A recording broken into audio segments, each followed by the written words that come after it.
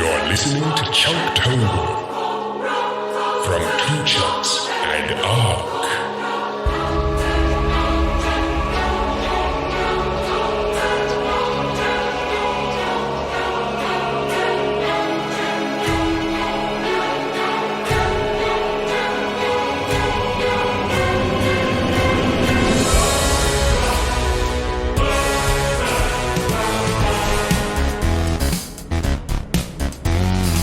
Razor claws and gnashing teeth, eyes that burn with hell's heat, climbing to the world above to drink their fill of human blood.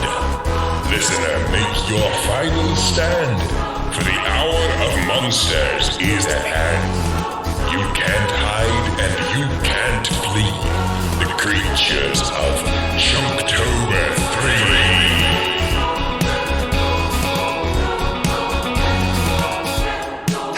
And welcome to Two Chunks and a Hunk. My name is Jordan Wonders, and this week I am your chunk. I'm Doge, and... Oh, wait, no, I'm sorry, I'm your hunk. Yeah, who? My fault. You are a hunk. My fault. I knew that. My fault. I'm Doge, and my teeth have begun to fall out. The medicine cabinet is now the Hunk Museum of Natural History. And I'm Carter, and are you a hunk builder or something? Yeah, I build hunks, take them apart, and put them back together again. Why are we it? Because We're five. We're you're five. five. We're this many old, and we did it. I don't want to be too sentimental here, but I was just here we thinking, we go. just got fresh off of our mini Monday recording. And our last 30 seconds were moments that well before Two Chunks, I wished I could bottle up. Mm-hmm. And now that we do get to catch them and then just share them, I don't even need feedback from other people, but then we get feedback from other people that enjoyed it too.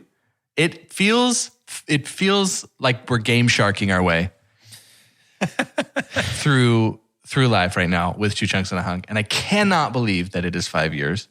Isn't that wild? I cannot believe that it is 5 years. It's too many. It's too many years. Completely bonkers. Look at us Here it now. Look at us now. Look at us. Look at Look us at us now. now. So I mean, we're now talking. what? We're talking for sure. We're definitely talking. WTT 2-2 on our own most of the time. Yeah, that's true. From what I understand. Been eating solid food for days, for years. Tie my own shoes half the time. Lots of teeth, good amounts of teeth. Only call my teacher mom once a week. Yeah, not that big a deal. And yet here we are. Sometimes I don't even have to look at the matching granimals to put the same shoes on. That's super cute. When I was in a kindergarten, snack time at kindergarten frequently consisted of just standard issue animal crackers or the I don't remember if it's Keebler or who makes them, but like the tall, long, rectangular crackers. You know what I'm talking about?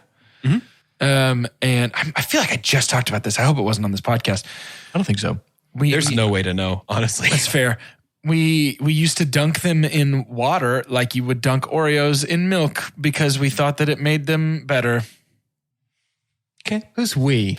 I mean, basically the entire kindergarten class. And I remember Did you have like a talking shell that you would pass around? Where you have a lot of distaste for a kid named Piggy, maybe? Oh, my goodness. No, we just dunked crackers. He's calling you savage. No, I got it. I got the Lord of the Flies. He's calling you savage. No, but I remember there was a girl that snipped with scissors the skin between her fingers, like the webbed skin between her fingers, because she was like, basically just like, I wonder if that'll cut. And then she was very unhappy about it. Oh my gosh. Yeah, She did and it. probably sucks at swimming now, too.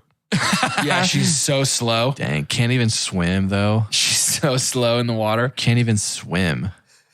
She has no hydrodynamics to her She's whatsoever. got to like, when she wears like plastic, like rubber gloves, she's got to tuck them in, dude. That's weird. Not anything to do with the mood. That's what real body horror is all about. That is- Dang, I speaking guess of that's body the mood we're horror, in. we are continuing our my Chunktober 3 Sweet Creature goodness. Threacher series with... Is this our first body horror as a podcast? Yeah. Probably. So exciting. I don't remember these feelings this much. We in have the another past. one. We have another one later in this same series. So boys, prepare yourselves. But this time we're talking about that old chestnut, David Cronenberg, Jeff Goldblum, Gina Davis. You know it. I know it. It's our favorite common insect. It's called The Fly. And I need a synopsis. STAT. DOZ. Wow. Hey, lucky for you. IER. There's not only those 10 letters in this, but also several others. Ooh. This week's IMDb synopsis was written by Johnny-the-Film-Sentinel-2187. Oh, Johnny the Dash. Wait, Johnny the Sentinel. Johnny the movie Sentinel? Film Sentinel? The Film Sentinel. That's actually my solo podcast that I'm going to start. That's a brand I'm working on for myself. Every 100 years, you can celebrate the Film Sentinel. Why was that an old prospector? I don't know. I was like, who doesn't know words very well? He's the last one who saw a sentinel come and go. Mm-hmm. He's been guarding the tomb where the film sentinel will rise every 100 years. Now he can rest that I am awakened on the earth. An eccentric scientist changes the world with his teleportation technology. When his experiment seems to be going well, Dr. Seth Brundle tests his machine on himself, and he gets fused with the worst kind of pest on planet Earth. The Fly. That's not What true, is but the that's price okay. of a man playing God? Only Seth knows. Your falls off. Which it was. Only Seth knows is also my favorite Beach Boys song. Only Seth Only knows Seth what knows. happens when you turn to fly. Super dump. Oh. Oh. Yeah, my super dump is when it's all said and done, the final showdown, and Gina Davis is saved by her boyfriend. Her ex-boyfriend. I hate him, and he's a bad person, and he seems abusive and manipulative and grody, and I don't care for him, and I hate that I have to root for him for even 1 second. And I was excited when his hand got burnt off, but then I realized he was one of the only things that could stop this. And then I was like, dang, that sucks that he's got to do a good thing, and I hate him. So my super dump is that this movie made me root for Stathis Borans, who is the name of her ex-boyfriend. Yeah, he was incredibly lewd, Yeah, boo. vile, Hiss. but don't you think we were supposed to not like him, though? For sure. Right? My super Okay. dump is not that he's in the movie, nor is it that I didn't like him. My super dump is that I had to root for him at some point, and I don't care for that. Your super dump is that it was... My super dump is that Written we well. made him so... Nope. My super dump is that we made him so yucky that I would have rather Gina Davis die than to rely on him. Mm-hmm. Yeah. It is a tragedy. Like we talked about, we haven't done tons of body horror. Tons of body horror. We haven't don't done hoard bodies too either. much tragedy. Like Yeah. even Nomadland had like hope. Yeah. But it was like, I just felt like, I'm not going to say The Fly in Cronenberg is anything close to Shakespeare, but at the end I was like, man, what a bummer. Yeah. This is so sad. I like the part where he was like, to buzz or not to buzz. To buzz or not to buzz? Did I tell you my dad used to do stand-up, and he would do current characters of the time playing Shakespeare roles. So his Macbeth was Jimmy Carter. And he does the final monologue of Macbeth as Jimmy Carter. Jimmy Carter. Pretty good. It's a pretty good bit. Pretty cool. Yeah, that's Pretty really fun. good. I appreciate that bit quite a bit. Yeah. Oh, yeah. No, that is, I'm going to be honest with you. Maybe one of the only things that doesn't work for me in this whole movie. Yeah. I found this movie disturbingly delightful. Yeah. Yeah. I was taken in by Mr. Goldblum himself. Yeah, I was like, do you think you don't get the delight if the choice wasn't to take a shot on Jeff Goldblum? For sure, he's a major player here. He's got that thing. I don't know, like he's got like an X factor to him that adds a layer of likability to every character he plays. Yeah. My super pump, and I think what made this such a different experience for me, there's a lot, I mean, we'll talk about the 1-for-1, batting 1,000 of getting nominated for one Oscar and winning that Oscar, which was the makeup artist. But choosing Jeff Goldblum to play Dr. Brundle, that's my super pump, in that this movie is such a unique experience in that you're so sad for the lead. Because he's the antithesis of bad boyfriend, in that outside of being somewhat of a hermit and just really into his work, like he doesn't, even that's not a flaw. Like he doesn't seem like a bad person at all. It's just awful, awful luck. And it makes the whole experience so sad and so memorable. And in that, it's kind of a weird super pump, but my super pump is the fact that Seth Brundle is such a good person pre-teleporting.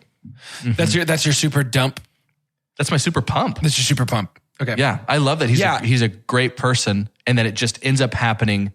Like the Invisible Man is transformed. He is already bad. Yeah, he's already a bad an awful, person. awful person. Right. So a lot of the times we'll see that like it is almost you're cursed because life is coming back to bite you. You deserve this. I think the dynamic of Seth Brundle not deserving any of it is what makes the movie very good to me. Yeah, And I agree. It had to be Jeff Goldblum. Like the fact that it's so sad that he's kind of just joking through it. Yeah. Mm-hmm. Like he's just trying to bring some light to it, which feels very much like them just taking off the reins, which I love the risk of that, of just saying like, just do you. But that made it such a unique experience. And this is one of the more unforgettable movies I've seen. Yeah. Yeah, in short, it's a little bit all over the place because I'm still processing it. But my super pump is that Seth Brundle is a good person. And I don't think we get to like him and think he's charming pre-teleportation, and even at times post, without that being the Jeff Goldblum flavor. Yeah. Right there is a shortcut in movies and literature. A lot of times there's a shortcut to tragedy, which is making it happen to or be witnessed by a child, because nobody has any problem feeling bad for a child. So you think of like The Lion King, we make sure that we watch Simba watch his dad die. Yeah. Or at the beginning of something like The Last of Us, we make sure that Sarah is the one who dies, like the young kid. And so like there's this shortcut to tragedy. It's this universal language spoken of life and innocence should not be taken from a young child. That sucks. And so it's this tragedy that we all accept. There is something to be said for a movie taking the harder route and making a tragedy happen to a full-blown adult. We have to care about him to care about what's happening to him. Yeah. Which is why we spend the first 40 minutes of this movie just establishing who he is, that he's fun and funny and flirty and goofy and open to change and open to meeting somebody and kind of being swept off of his feet by someone. Like he's just sort of this like introverted nerd who would love to branch out, but just doesn't, and then does. And you can get excited for him, and he starts to build relationships. And then when it finally happens, we're not just like, oh, who's this doctor who accidentally became a fly? Right. We watch and go, dang, dude, he was cool. He had a lot going for him. Which is, I mean, I think that fits into Cronenberg's whole view of this movie, because he's like, this is the story of somebody who contracts a terminal disease, and in the end, their lover helps them end their suffering. Yeah. And he was like, that movie could be a drama and it would never get made. Nobody would ever greenlight that movie because that is too dark and it's too just like sticky of a topic. But when you cast it as it's not a disease, he's been merged with a fly through no fault of his own. Suddenly it's a sci-fi horror movie. Yeah. And it gets made, but like that's telling in the way that he even thinks of this, is that the flyanization, the flyification of Jeff Goldblum is not it's not a curse. You know what I mean? It's not like a payment for hubris in the same way that the dinosaurs breaking out of Jurassic Park is. It is just a disease. It just happens. He just is sick now. He's just there. Yeah. Yeah. And this has kind of been a theme. We're only on our second episode of Chunktober, but just the canvas that the horror genre can be. It is just so multifaceted. Like there's so much that we can do and have a kind of lens. Like I think I only thought of that, Doge, because you said Cronenberg was like, that can't be a drama. That can't be just a straight up drama. It needs to be this. It needs to be horror. And it also gets me like, the great thing about Chunktober is a lot of the movies that we're doing are like 80s, 90s, like they're older things that I might not have seen, especially this year. And there were masters then. It's just kind of, I feel like my introduction to horror has been a lot of the masters now, and I'm really excited. Right. Yeah, for sure. I think from 30 to 50, Carter's going to see 800% more horror movies in theaters than before I was 30 years old. Yeah. And I think it's because I'm just down for the story. Yeah. Well, and like we now have, not to drone on and make the same point, but like you're talking about, we have people now who are making these incredible horror movies who have these brilliant, brilliant minds. But like we also had John Carpenter and Wes Craven and David Cronenberg and Ridley Scott. Like we had these people who had these sort of unique and uniquely skewed ideas that were able to turn into things like Halloween and The Thing and Nightmare on Elm Street. Like these famous, still influencing the best horror that comes out today. And it's all because, you know, and I'm sure there's a precursor before them of somebody just writing weird stuff in a novel that kids would pick up and read. Like it just goes back and back and back. And something that I love is, you know, we've talked about it before. I kind of grew up 50-50 on horror. Nobody in my family watched it, so it was hard for me to get my hands on until like high school when I could watch it at friends' houses. But I would watch stuff that came on TV. I've always liked it. But I have sort of like this mixed bag of the older like horror geniuses and the newer ones. And something that is fun is in something like The Fly, there is what I would call, I mean, say what you want about David Cronenberg. I'm not a massive David Cronenberg fan overall, but there is a masterful touch to this movie that only happens with the right person making the right calls. Mm-hmm. And the fact that we stuck to almost entirely practical for almost everything that happens. The fact that our prosthetics are so good. Is there any CG? I mean, I think it is all practical. Well, I'm not talking about The Fly, but things like the actual teleportation is CG with the lightning bolts and all that stuff. That was this visual effects house. That was their first ever motion controlled rig. They shot the scene twice with the camera like following the exact same motion, and then just when the monkey's supposed to disappear, they just cut to the shot. Without the monkey in it. No, it's cool. It's a cool effect.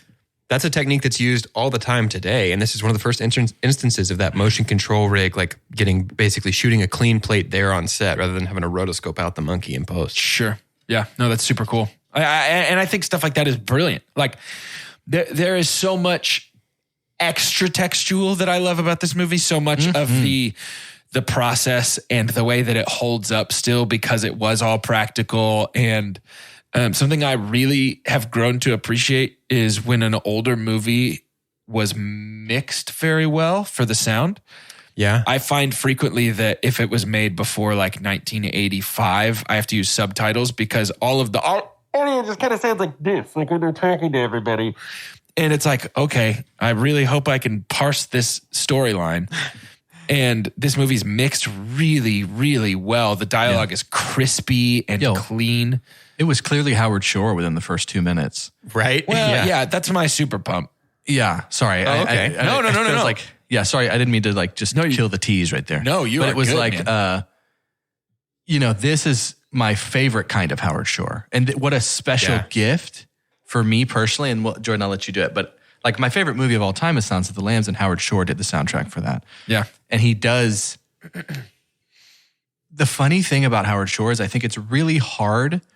Because with other composers, and y'all might have to help me here because y'all are way better with your ears and stuff. But like, who did Pirates? Like, it's not as Howard It's Hans Shore Zimmer, stuff isn't it? isn't the most familiar sometimes. Granted, he's done plenty of movies where you could like sing it back to somebody, Sure, yeah. whether you have a trained ear or not. But definitely for that when he's using these horror elements like Silence of the Lambs and The Fly, it's like, you know, the part when he was like, wee. It's like, I don't know. I don't know what to say, but it's effective. Dude, that one song where it's like,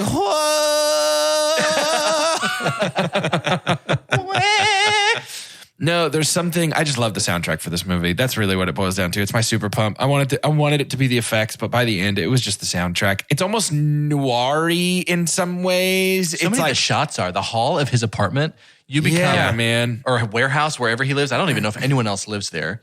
What a wonderful set. But yeah, to have that too, and just kind of these recurring themes. Yeah. No, I just, small. Howard Shore's soundtrack, I think, is fun and sets the right tone. It's not so scary that you can't breathe, but it's not like lighthearted and goofy either. It's this perfect middle ground, this tone setter for the entire movie that the soundtrack in The Fly tells you how to feel about every scene. The music tells you should be feeling this right now. And I really, really like that. The dread of the small moments makes great horror for me. When he's reading from the computer what actually happened. Yeah. And even to see, like we talk about like the computer, quote unquote, like mother of Alien is very simple. It's so funny to see the 80s view of futuristic technology. What would an advanced computer look like? What would it look like? That's clearly off, but there is still something that it's not like, ugh, you don't have enough time to just be like, wow, that's dated. Because it's still a good tool. It's still doing what it's supposed to do in 2022. It's so fun. Speaking of great soundtrack moments in this movie, if after the maggot baby scene, I have a story for y'all on that. I could have sewn all of my holes shut. Every single hole in my body I could sew shut and be happier than I was before I saw that scene. Can I tell you my experience? Can I take a moment here and paint a picture for you? This past weekend was my younger brother-in-law, Nolan, his 30th. It was a surprise birthday party, Star Wars themed 30th birthday. Amazing. And Chelsea bakes cakes very often. And this cake was an Oreo cake. It's basically all elements are Oreo, but it's made to taste like a giant Oreo. And then it had a mirror glaze on top, which is like when you have that shininess, but she made it look like a galaxy, you know, take a brush with some white food coloring and make little stars and stuff. It was super cool. Anyways, the process, because we have to ship this down to the Woodlands, but bake it here. She bakes her layers, puts those in the freezer. She makes all of the icing, which is white, mostly white with some little specks of Oreo. And then the process then is to wrap it in saran wrap and put it in the fridge. And it ends up being about 2.5 feet long and about 6 to 8 inches wide of just this mass. I had needed a break to get water or some drink from the fridge after that very scene of the larva birth. And I opened the fridge and I fell down because on the shelf was that, it looked like it was in my fridge. It was that baby. It was this wrapped icing. That's Cronenberg holding it, right? Yeah. No. No, that's him. He's the gynecologist that they go see in the middle of the night. Is that also him holding that there? I don't know. But dude, that's someone who knows that they have some kind of control. Yeah. Yes. Cronenberg to do that. Because you don't pick maggot baby willy-nilly. Also, The Fly is to the point, and Cronenberg's career is to the point to where it's like, you're expecting things like that to not be a dream. Yeah, I was fully ready for that to be real. And then she woke up and I'm like, that's actually more terrifying than it being real. Can you imagine? Now you understand her panic of like, get it out, get it out, get it out, get it out. Yes. With not any idea of what's in. Works the same way that the same kind of horror of Alien, where it's just like something like, and there's the scary thing out there, but the scary thing is inside me now. Yeah. That's, I think, the most effective scene in Prometheus is a similar situation where she goes into that. Have you guys seen Prometheus? Yeah. Yes. I feel like it is not a worthy sequel/prequel to Alien, except for the one scene of the thing is inside me, get it out of me, get it out of me, get it out of me. Surgery on herself? Yeah. Yes. Yeah. Yikes. No, it's a good scene. I think Fassbender's pretty good in Prometheus, actually. I enjoyed Prometheus. Underutilized in Prometheus. But I didn't necessarily enjoy it as a prequel. Yeah. I think I as agree. It's a fun standalone thing. Scary. Yeah. Yeah. And always you just run right, friend. Just run to the Run side, left, run Charlize. right. Turn a corner, Charlize. You know, we've seen Starks fall to that. We've seen turn. We've seen fictional lawyers inside of incel VR helmets fall victim to not knowing they can change direction instead of just go straight. My friends. Well, is he a doctor? I'm sorry, not a lawyer, a doctor. The disrespect that I've just leveled they're the same. I think they're the same. at this thing. virtual Honestly, reality, you man. can't prove to me they aren't.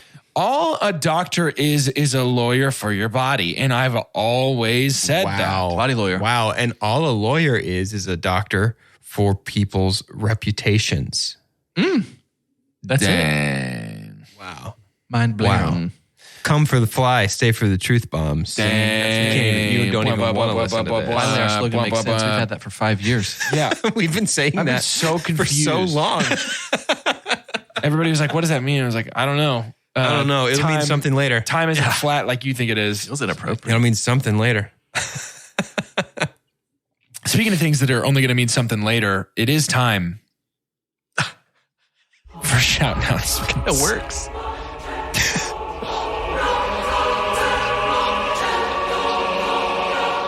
When I say shout, you say announcements. Shout. Announcements. Okay. It's time for shout announcements. Okay. Yeah. Next week, part 3 of Chunktober 3, Creatures is wonderful. Going to be, honestly, I'm very, very pumped about this. This is a movie we've never seen collectively. Bong Joon-ho's The Host. Bong And Joon-host. It's got Dang it, I was about to say that. it's got great ratings. Seems to got quite a bit of heat. Yeah. Seems to got quite a bit of heat on Bong Joon-ho's The Host starting next week. Do you know what else has heat? Steam heat, that is, coming straight off your phone screen if you subscribe to our Patreon. Don't you love us? Don't you want more? Look, bonus episodes, mark it. Extra vote in votes. That's an extra Pay one. up, bro. Y'all have not paid your Easy. I know, we got There's to a watch hole Geely. in my soul because you Easy. still have not seen Geely. And don't forget, second tier of Patreon, Discord access. Get in there with us, chop it up, talk with your homies. You're going to love it. It's time to get back. Discord, chop it up. We can probably just cut that in post or like the Doge thing I at the think end. we'll leave I think it. the Doge I thing think at we'll the end leave we it. can probably just cut. Also, don't forget to rate and review if you get the chance. Get on over to Spotify. Bring it on into Omeleteville. Head on over to iTunes. Rate and review. Tell your friends about us. Spiderfy, more like. Omeleteville? Watch SNL once. When you shop at a Walmart Vision Center, you get it. You know that you'll spend a little less on stylish glasses for the whole family. Welcome to the Vision Center. Let me know if you need help finding the perfect frames. Hey, Mom, you were right. These glasses are cool. Hon, they take our insurance. That means Papa's getting a new pair too. Whoa, glasses start at just $39. Next stop, groceries. So you can get a little more of what you need. Find a Vision Center near you. Save money, live better. Walmart. Can I super pump? Yeah. Customer Pump. Can I super pump? Can I super pump? Super Pump Prince Durin. I think that my super pump is going to have to be the creature effects in Yeah, this it's movie. yuck. glad Oh somebody my did that. goodness. Oh my goodness. I'm glad somebody you did guys it. saw that. So our makeup designer, special effects supervisor team was the first thing listed in the credits of this movie. How thoughtful When does this movie Cronenberg was seem as a movie maker? screened, Yeah, very, very thoughtful. I don't think anything happens in a Cronenberg flick that is not intentional. At the first screening of this movie, people stood up and applauded when the special effects team came on the screen. Yep. Yeah. That name at the credits. Yeah, they should. Because that is what makes this movie. Oh. Absolutely. It is the best prosthetic work. And by that I mean the very worst thing I've ever seen. Our inside out baboon that took 3 puppeteers. There was 2 puppeteers moving it and then That's one was just brutal. squirting blood. I was eating dinner while I watched this, and my dinner was barbecue chicken thighs. So 0 out of 10 would not recommend eating some saucy wet meat while you watch a baboon get turned inside out. I had street corn. I had some elote. Yeah, no. It was like kind of creamy, like the pus that keeps coming out of his fingers. I did have a peanut butter and jelly, but The like, get out on the of window. here, bro. Yuck. Please Yuck. no. It is Please like don't. all of the actual body horror is so terrible. It is awful to watch. When Jeff Goldblum's people eyes give way to the fly eyes behind, Yeah. Bro. I wanted to die. Dude, I didn't know there was another transformation left. And he, Yuck. like, when Gina Davis is like, get away from me. That's all of your jaw in my hand. I'm like, what does that Yuck. mean? Like, I couldn't. Can you So, imagine? to his- the to energy his- in 1986 to see this in theaters with your friends. Oh my gosh. When nobody knows what's coming. And the only reference we have is like a late 40s black and white. Vincent Price movie. Yeah, and people just say, help me, Yeah. help me. Yeah. No, thank you. Yike. Did his peeper fall off?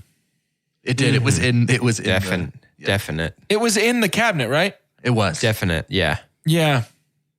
Yeah. Yeah, Fly what was don't the got most a peeper. disturbing body horror to you in The Fly? Ear fall off was pretty bad. Gina Davis also did not know ear fall off did in see that about scene. that. That is Gina Davis's real reaction to her friend Jeff's ear fall off. Boyfriend at the time. Yeah. If anyone, I could never watch somebody pull their fingernails off again. I'd That be was the fine worst with part that. for me, I would be Jordan. okay Yeah, with that's that awful. if that never That is happened again. awful. And then, yeah, just the pussiness underneath. Ugh. Yeah, the Fingernail puzzle scene was bad. did make me realize that two of my very favorite movies owe an unpayable debt to Cronenberg's The Fly, and that would be Sam Raimi's Spider-Man, because it's the way that Sam Raimi approached that was just like, what if The Fly happened, but it was good? Yeah, basically. And, I mean, it is like really, really incorporates the body horror into that. And I think we talked about that last year when we watched Spider-Man. Like, that is weirdly more body horror than I remember it. And now, especially after watching The Fly, I'm like, oh, he just kind of did that. But what if Lo and that's how behold. Spider-Man happened? Yeah. And then District 9. Yeah. Pulling the fingernails off, pulling the teeth out was very District 9. Yeah. That's it, dude. I had a vibe that I couldn't quite place, but it's definitely Yeah. District 9. Yep. I think that's the only other time I've seen somebody pull multiple fingernails off. On Put the it in the theme bathroom of sink. the genius theme of being like Sam Raimi saying, let's do The Fly, but good. My super dump. Good as in happy. Yeah, not yeah, good yeah. as in quality. Yeah. My super dump is in Spider-Man when, no, my super dump is we're going through the process of finding out that we're strong, nay, acrobatic. And there is a 3.5 minute scene of Brundle doing gymnastics Yeah. that is wonderfully 80s because of his sweaty tan bod. It felt like it should have been like, he's a maniac on the floor. Instead, I think there's hardly any music here Yeah, because I right. remember hearing kind of grunts and pants. And just the sound of hands on a metal barge, like, Yeah. The And I wildest thing was is that just like- Gina Davis wakes up out of a dead sleep to walk in and see her scientist boyfriend flipping around a bar, and she's just like, yeah, I'll probably sit and watch. Yeah. Okay. I'm not going to be like, this is weird. Callie brought up that's that fine. Gina Davis's character has never known a healthy relationship in her entire life. She dated her boss, who was her professor, and now she's dating the man she was supposed to be interviewing for a big work piece. So she's got some boundary issues. Yep. Yeah, the relational dynamics just all around between everybody is pretty Well, gross. it's a 3.5 person cast because Tawny's only in it for like 8 seconds. But yeah. I understand. I have a thought experiment. Okay. Would you rather become the Fly or have to one-on-one fight the Fly? One-on-one fight.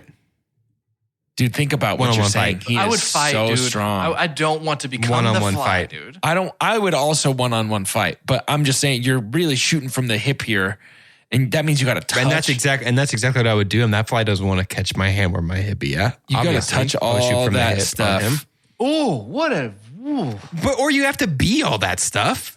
Yeah, but it's different, dude. It's different. No. Him crawling on the wall was very effective. When somebody's stinky, it bothers me.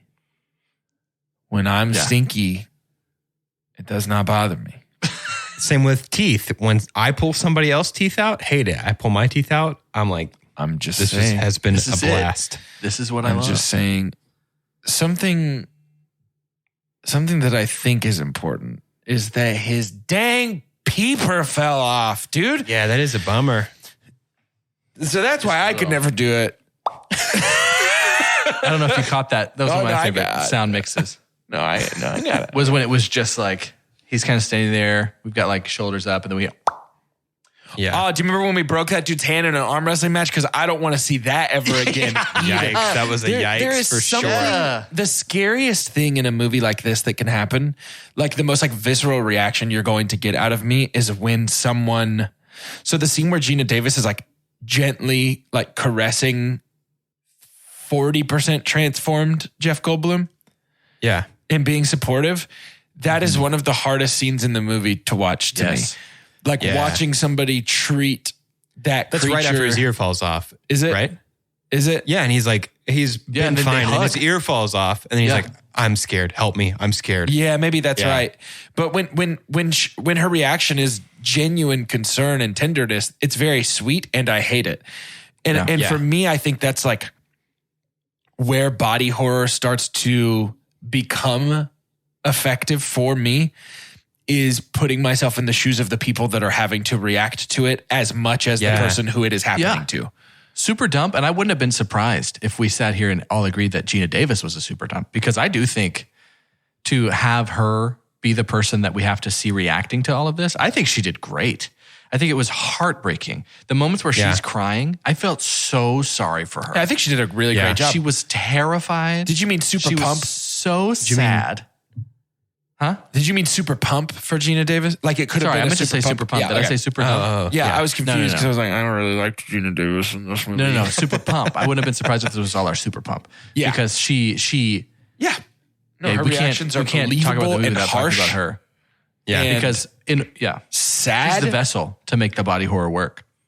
And the thought of her, not the vessel, his final pitch combined with me and you, me, and this child will become essentially one superhuman, the ultimate family, all bonded together in one person. So clearly ridiculous of an idea, but he's lost all hope. Horrific to think about what that would do to the three of them. Yeah. And also, can we talk about how sick it is, both in the that's cool way and the that's disgusting way, how sick it is that his final undoing is accidentally also bonding with machinery? The telepod, That now all of a sudden we're doing like it's almost, what's the guy that draws? Geiger. It's almost H.R. Geiger-y at this point. It's gone beyond body horror and has turned into like H.R. Geiger, because his whole thing is organic meets mechanical. That's like his favorite thing is like, what is it? Is this flesh or machine? And now we bring that into our gross fly-related body horror. I just think it's so brilliant. This would have been an okay movie to kind of spoon feed some environmental changes in a sense of be like, oh, he's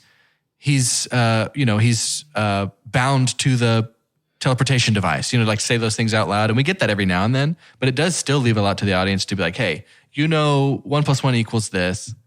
You know what happened. Yeah. You can find out for yourself. Put it together, this is not ding good. Dong. Yeah. We're also in the mindset of like nothing good's going to happen the rest of this movie. Yeah. So. Yeah. No, I mean, it becomes very, very clear basically from the moment the fly enters into the chamber with him that his fate is not going to be happy. Can I super dump? Do it then. I think that somehow this 1 hour and 36-minute movie felt pretty slow for parts of it. Sure. And that may be the burden of knowledge of like, I had never seen this, but I know like everybody knows what happens in this movie. Right. Yeah. Right. And so I think I actually didn't know it was teleportation. Really?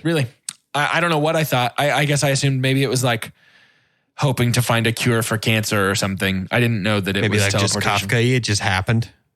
No, that's so different. Are you the person I know that hates Kafka? Yes. Metamorphosis is nothing, and English teachers pretend that it's deep. And he just wrote a story about somebody turning into a cockroach, and it's so stupid.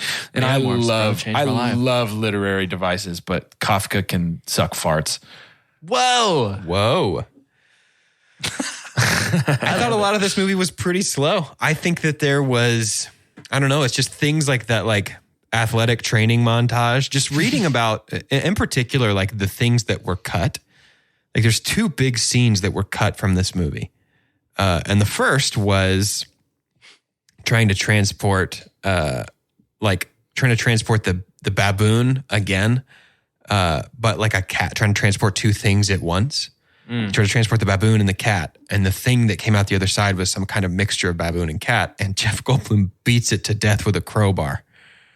And basically test screenings, they were like, hey, at that point, we have no sympathy left for Seth Brundle. Like he just beat this weird animal thing to death with a crowbar. So he's already gone. So they cut that to preserve, I guess, some sympathy for Seth.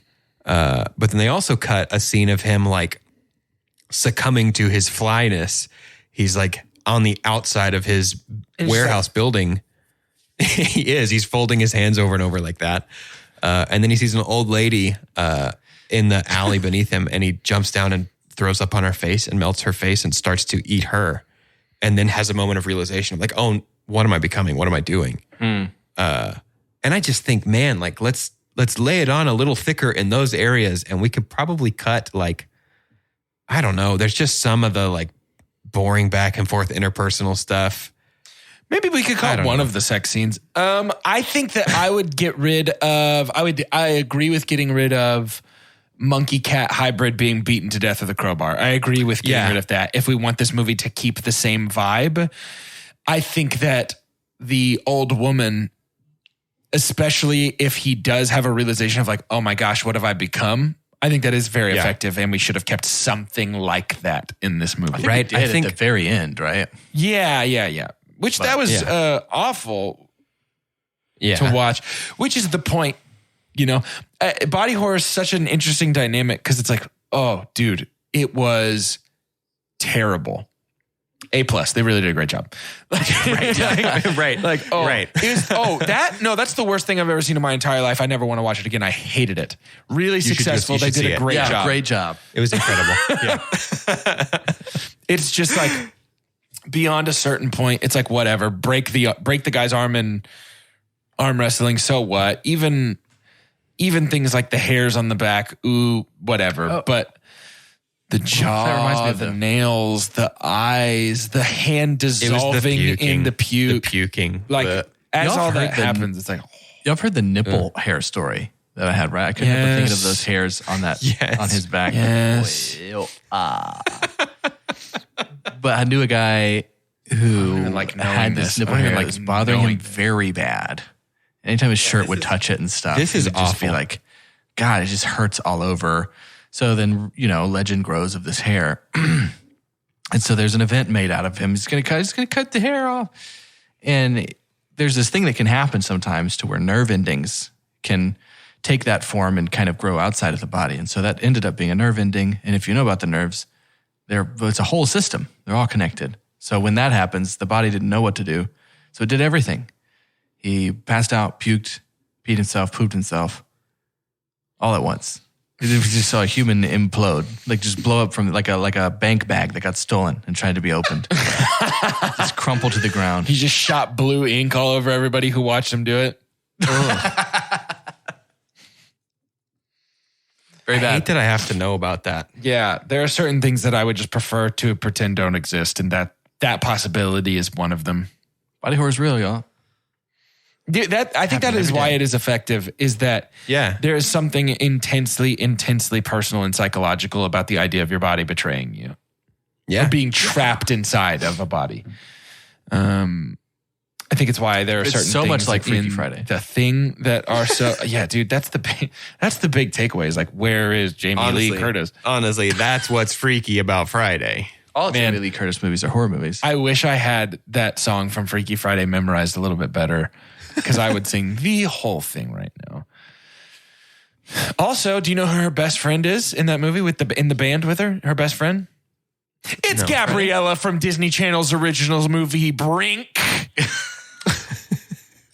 Anyway, it's time to I was rate. actually pretty worried that 5 years in we Wasn't were going to gonna be go Brink. our first episode without you referencing Brink. But I don't even I'm glad know you how. pulled it I don't out at the even know last how. second. Back, baby.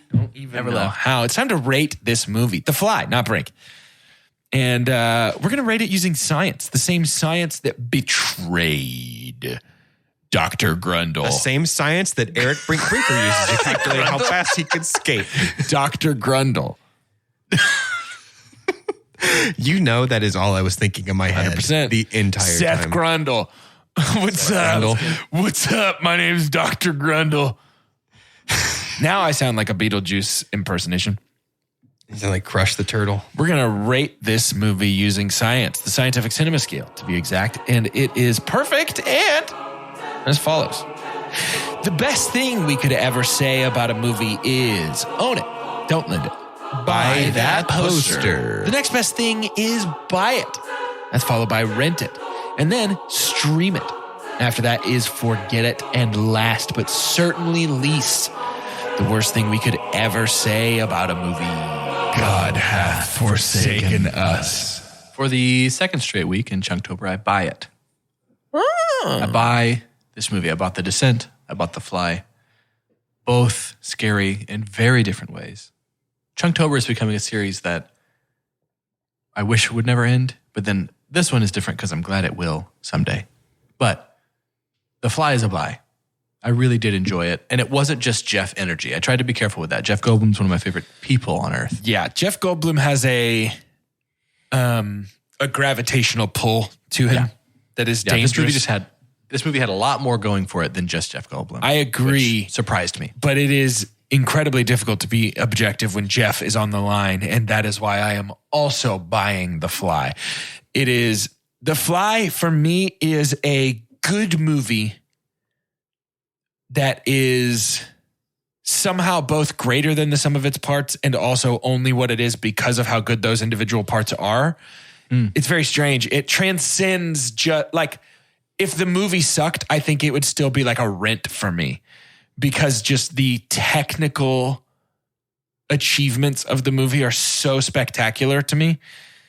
And then add on that it's like pretty good, well written, well acted, charming, and has Jeff Goldblum and Gina Davis, both of whom I love so much. Yeah. Sign me up. That's a buy. Easy. It's a tall couple right there, man. It's a tall couple. What is she, like 6 foot almost? I think she's 6 feet tall. Is she? Okay. Yeah.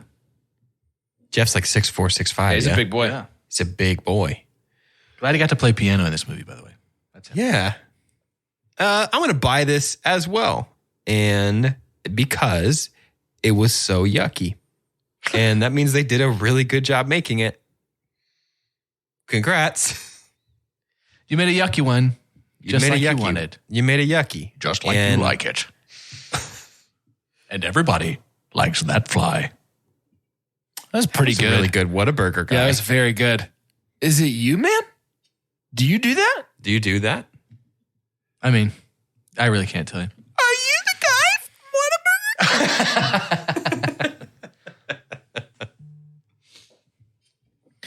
What if there's a movie just called The Guy? Huh. Where a fly scientist got into a teleporter. Slowly becomes Jeff Goldblum. Uh-huh. I like that. It's just like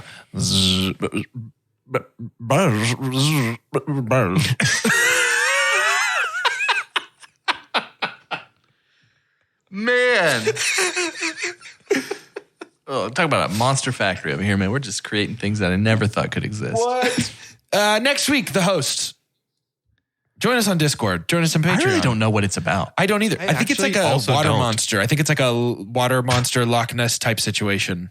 Love it. Fine. Which I'm down. There are not enough Nessie movies, just by the way. Like, It's What about doable now. What are we let's waiting make for? it happen. What are we doing Terrifying here? place. The And best stop movie just about the having it be Loch Ness sharks. monster is an animated Scooby-Doo movie from like 2007. It's pretty decent, actually. Pretty good movie. So How about you watch that one and we'll watch the host? To end today's episode, I'd like for each of us to say our name and what creature or object we would willingly cross ourselves with in the teleporter. For 2 Chunks and a Hunk, my name is Jordan Wonders, and the answer for me is a key lime LaCroix. The metal from the can would give me rigid, impenetrable skin. The bubbles would give me an effervescent quality, the likes of which no one had ever seen. I'd be socially and physically unstoppable. Repulsive? Oh. Unstoppable is what I was going to say. And I think in due time, we would all come to see that I was right. I should be a LaCroix. I don't want to combine with anything. That's too bad. I'm Doge. Are you not going to the haunted house guy? Yeah, I'm a not going to the haunted house guy. I'm a not going to the haunted house guy. My grandmother Everyone would else say, is doing it when you're getting paid to do it? yeah, I'm not doing that. Wow. My grandmother would say, don't back yourself up to the butt kicking machine. You know exactly what's going to happen once you get that thing back there. So don't do it. Don't back up. I'm Doge. Dog probably. Those guys are really chill. They just hang out. Yeah. Everybody likes them. You this is werewolf, basically. Yeah. That's pretty cool. I'm Carter, and on this 5th birthday of 2 Chunks and a Hunk, A 5-year-old. I can't help but think of the massive influence of the Fast and Furious franchise. And I've always wanted to be a part of that. So I would love to be teleported with a turtle. And you drive your Dodge Charger.